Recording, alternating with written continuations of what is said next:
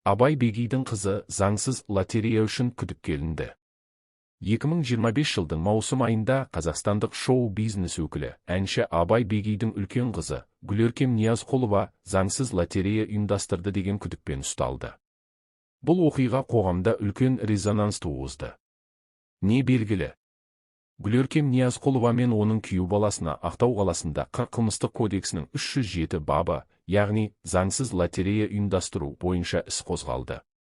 Тергеу мәліметтеріне сәйкес, олар әлеуметтік желі арқылы ірі көлемдегі жүлде қоры бар 30 ойынын өткізген. Аталған лотереяда пәтер, автокөлік және басқа да құнды сыйлықтар ұтысқа тігілген. Алайда ұйымдастырушылардың ешқайсысы бұл қызметті ресми тіркеп, салық органдарына есеп бермеген. Бұған дейінгі жағдай. Бұл бірінші жағдай емес.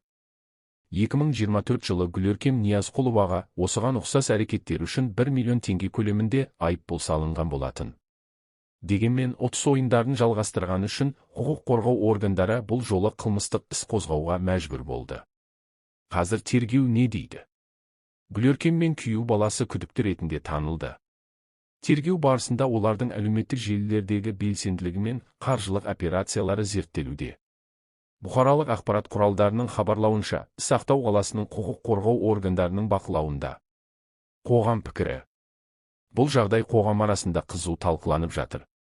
Бір тарап, блогерлер заңды білмей, абайсызда қателік жасайды десе, екінші тарап, бұл қарапайым халықты алдау деп санайды.